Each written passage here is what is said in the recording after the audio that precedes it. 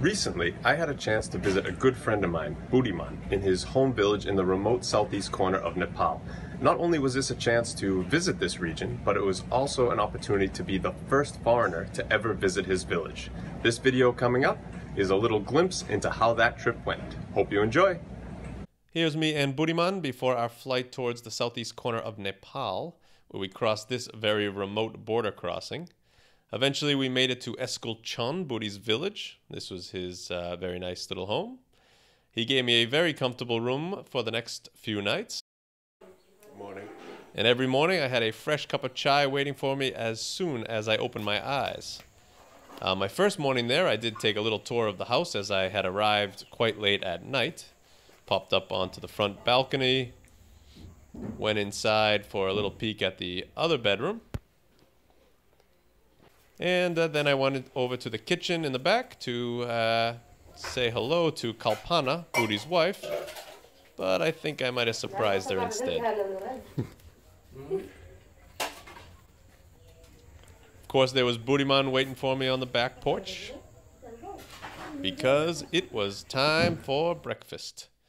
And after our simple breakfast, I took a bucket shower in the very simple outhouse in the backyard, followed by a trip on the motorbike into town. Budi wanted to show me the center of his village,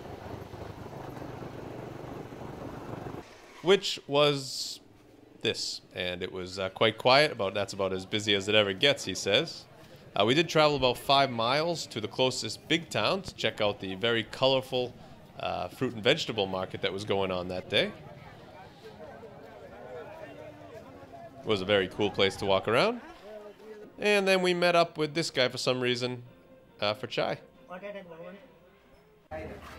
We also ended up at a school where I got to hang out with these very adorable girls. Plan? What plan? What plan? What is your name? My name is Anushka. Okay. What is your name? My name is Sonika Thapa. Yes. What is your name? Isan. What is your name? Isan. How are you? I'm fine. Yeah? You? Fine? I'm fine. You're fine? Yes. Yeah? How old are you? I'm 8 years old. 8 years old? Oh, very nice. And then back on the motorbike we went so that I could meet some of Budiman's family members, of which apparently there were many, many brothers and sisters, but I did get to meet his oldest brother and his sister-in-law, and his youngest sister and his nephew, as well as a whole group of nephews and nieces that were hanging out at one of the homes.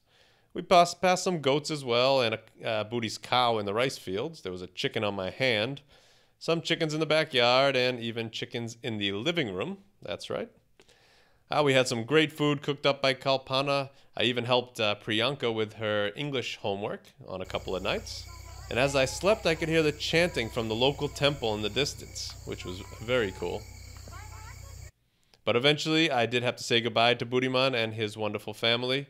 On my third morning there, I hopped into a taxi for the 2.5-hour ride towards the city of Biratnagar, eventually reaching the Biratnagar airport, where I pulled up and went inside, checked in, went through the very simple security check, and before I knew it, I was on a plane flying across Nepal right next to the beautiful Himalayan mountains. And just like that, my short but wonderful visit to a remote village in Nepal came to an end.